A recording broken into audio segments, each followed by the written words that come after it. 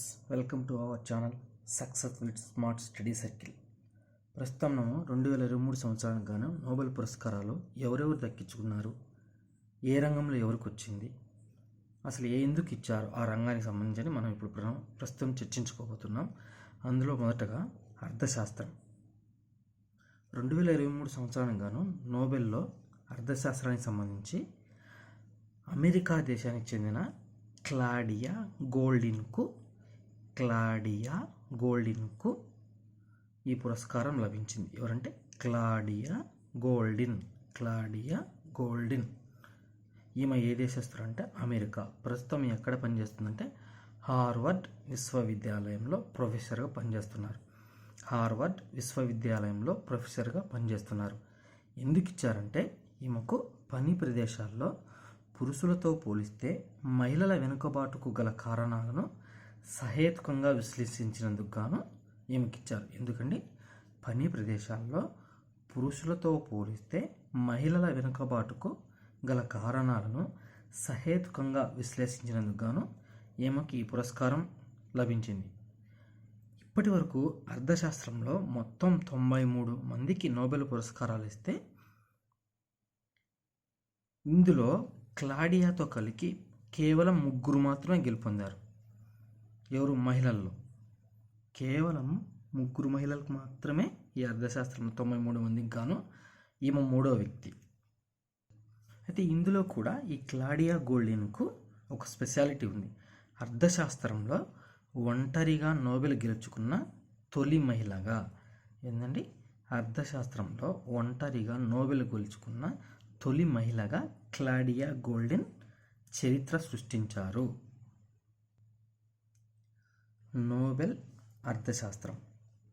పని ప్రదేశాల్లో పురుషులతో పోలిస్తే మహిళల వెనుకబాటుకు కారణాలను సహేతుకంగా విశ్లేషించిన ప్రముఖ ఆర్థిక చరిత్రకారిణి క్లాడియా గోల్డిన్కు అర్థశాస్త్రంలో నోబెల్ పురస్కారం లభించింది.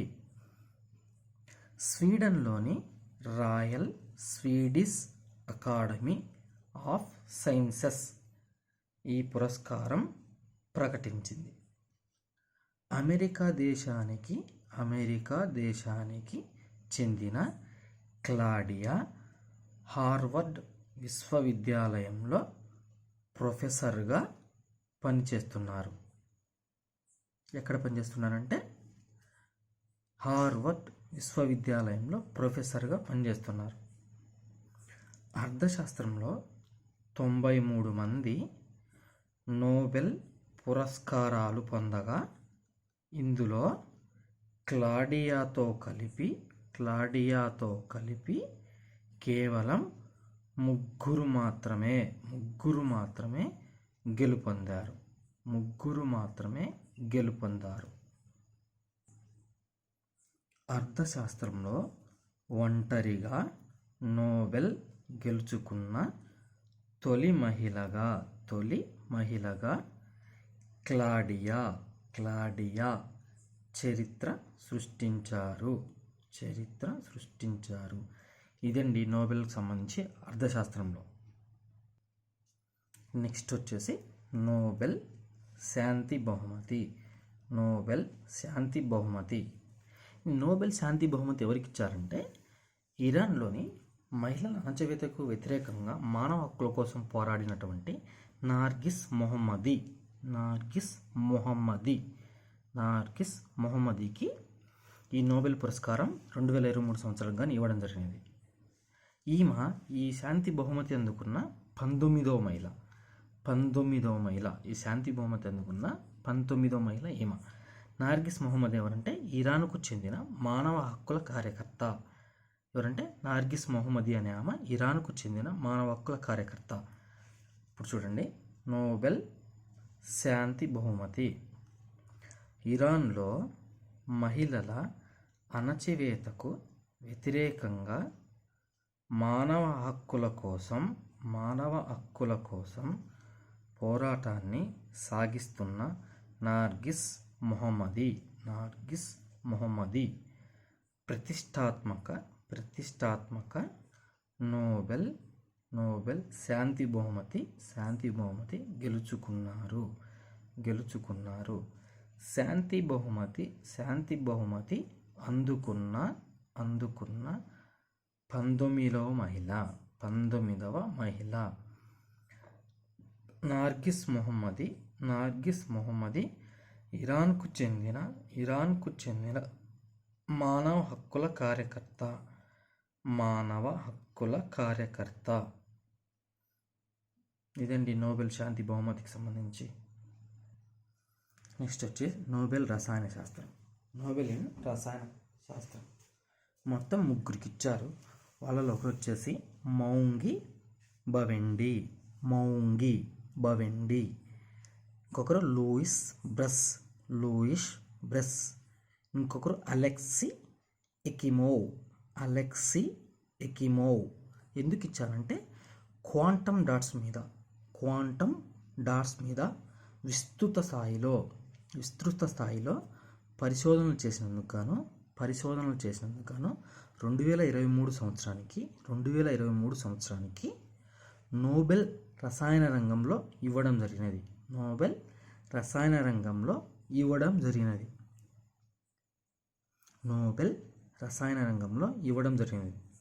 ఈ క్వాంటమ్ డాట్స్ను ప్రస్తుతం మనం వైద్య రంగంలో, సాంకేతిక రంగంలో 2 రంగాల్లో ఉపయోగించుకుంటాం.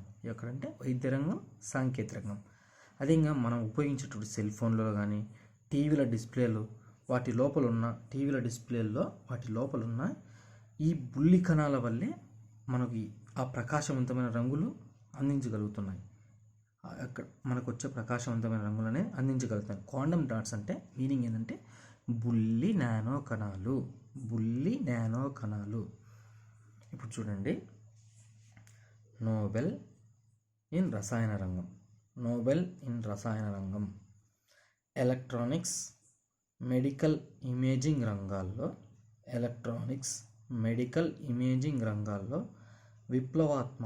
విప్లవాత్మక పరిణామాలకు బాటలు పరిచిన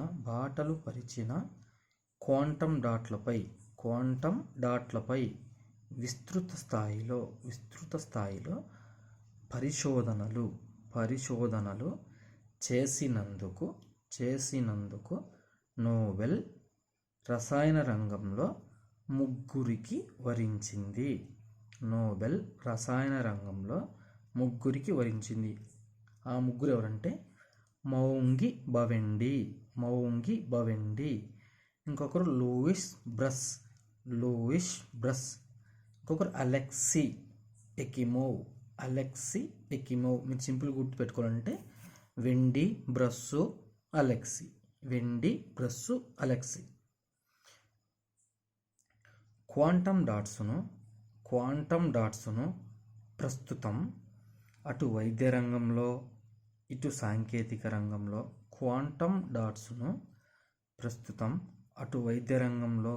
సాంకేతిక రంగంలో ఉపయోగించుకుంటున్నాం. మన సెల్ ఫోన్లు, టీవీల డిస్ప్లేలు వాటి లోపల ఉన్న ఈ బుల్లి కణాల వల్లే ప్రకాశవంతమైన రంగులను అందించగలుగుతున్నాయి.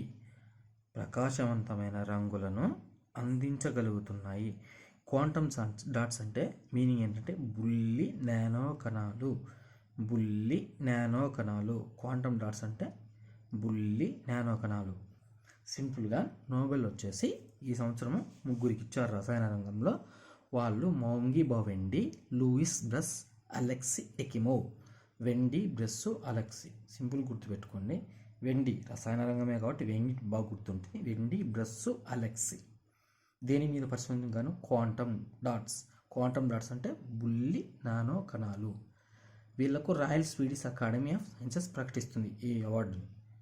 Royal Swedish academy of sciences ఈ పురస్కారాన్ని ప్రకటిస్తుంది.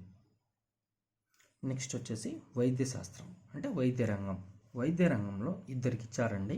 2023 సంవత్సరానికి కానీ ఒకరు Katalin Kariko డ్రూవేయిస్ Mann. Katalin Kariko డ్రూవేయిస్ Mann ఎందుకు ఇచ్చారంటే కోవిడ్-19పై వాళ్ళు చేసినటువంటి పరిశోధనకు గాను mRNA టీకాల అభివృద్ధికి మార్గం అనేది సుగమమైనది. mRNA టీకాల అభివృద్ధికి మార్గం సుగమమైనది. అందుకుగాను ఈ 2023 సంవత్సరానికి గాను వైద్య రంగంలో కాటలిన్ కరికో డ్రూవేయిస్ మన్లకు వైద్య రంగంలో నోబెల్ పురస్కారం ఇవ్వడం జరిగినది. కోవిడ్-19 మహమ్మారిపై పోరు కోసం సమర్థ mRNA టీకాల అభివృద్ధికి మార్గం సుగమం చేసిన శాస్త్రవేత్తలు కాటలిన్ కరికో. ఎవరండి? కాటలిన్ కరికో డ్రూవేయిస్ మన్ లకు 2023 సంవత్సరానికి గాను వైద్య శాస్త్రంలో నోబెల్ పురస్కారం లభించింది.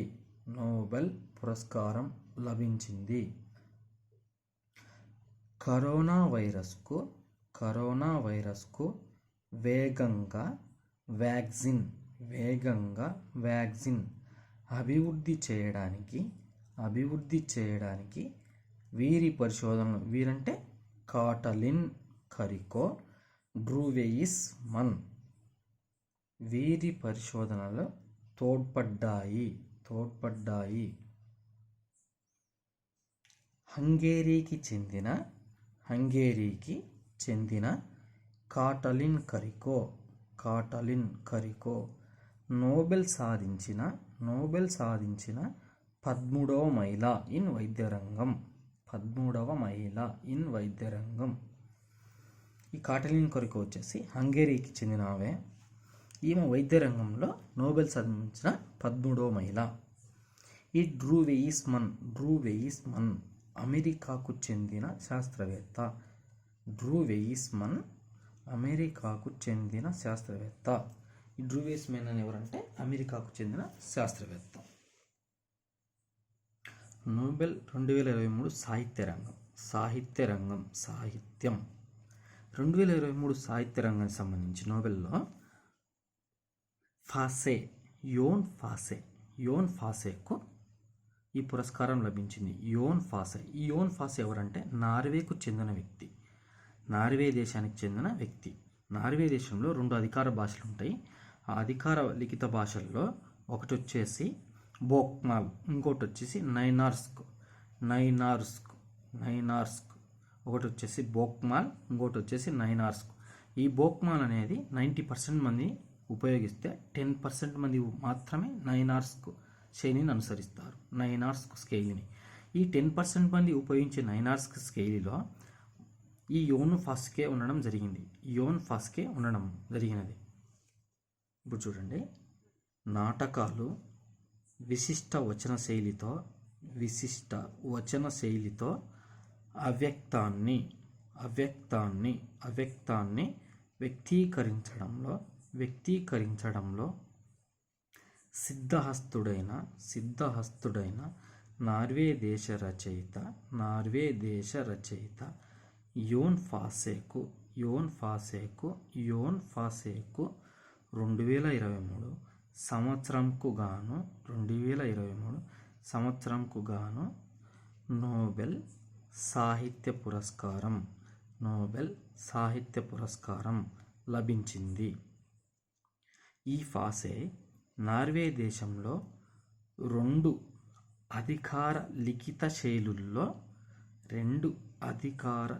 శైలుల్లో ఒకటైన నైనార్స్క్ శైలిని అనుసరించి నోబెల్ పొందిన రెండో రచయిత.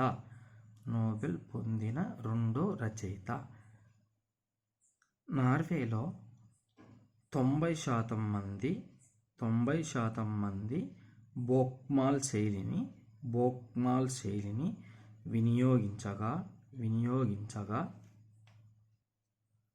10% మంది నైనార్స్క్ శైలిని అనుసరిస్తున్నారు. ఈ ఫాసే తొలి నవల వచ్చేసి రెడ్ బ్లాక్. ఫాసే తొలి నవల రెడ్ బ్లాక్. తొలి నాటకం వచ్చేసి సమ్వన్ ఈజ్ గోయింగ్ టు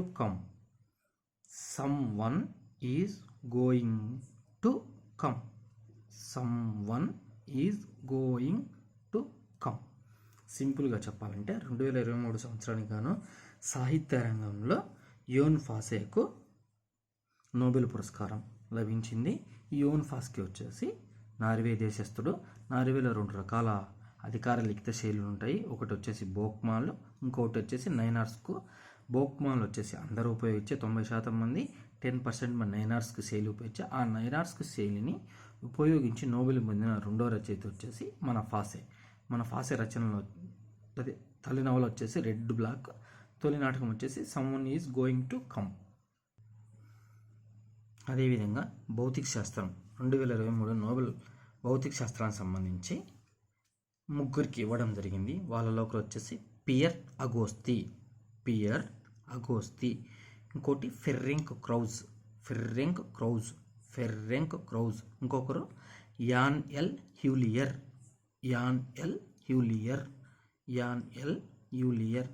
ఎందుకు వచ్చిందంటే వీళ్ళకు పరమాణువుల్లోని ఎలక్ట్రాన్ల కదలికను శోధించినందుకు గాను ఎవరెవరికంటే Pierre Agostini, Ferenc Krausz, Anne L'Huillier. బాగా గుర్తుపెట్టుకోండి, 1-2 సార్లు పలకాలి. Pierre Agostini, Ferenc Krausz, Anne L హ్యూలియర్.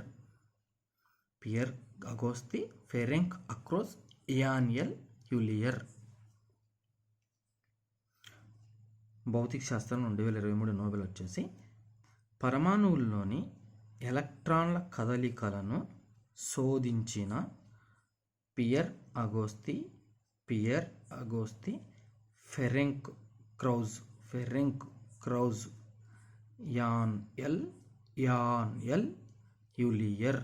హ్యూలియర్లకు 2023 సంవత్సరానికి గాను భౌతిక శాస్త్రంలో నోబెల్ బహుమతి లభించినది.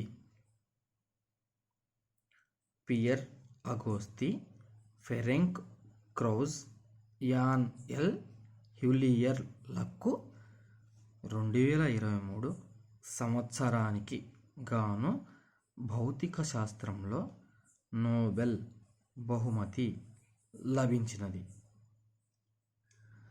వ్యాధి నిర్ధారణ రంగంలో నూతన ఆవిష్కరణలకు సరికొత్త ఎలక్ట్రానిక్ ఉపకరణాల రూపకల్పనకు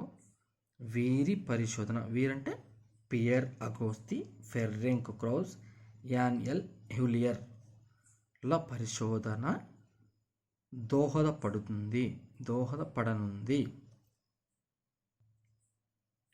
ఈ ప్రయోగం కారణంగా అణువులు, పరమాణువుల్లోని ఎలక్ట్రాన్లపై పరిశోధనలకు కొత్త సాధనాలు అందుబాటులోకి రావడం జరిగినది. స్వల్పస్థాయి కాంతి తరంగాలను సృష్టించడానికి వీరంటే Pierre Agostini, Ferenc Krausz, Anne L'Huillier ఒక మార్గాన్ని సిద్ధం చేయడం జరిగినది.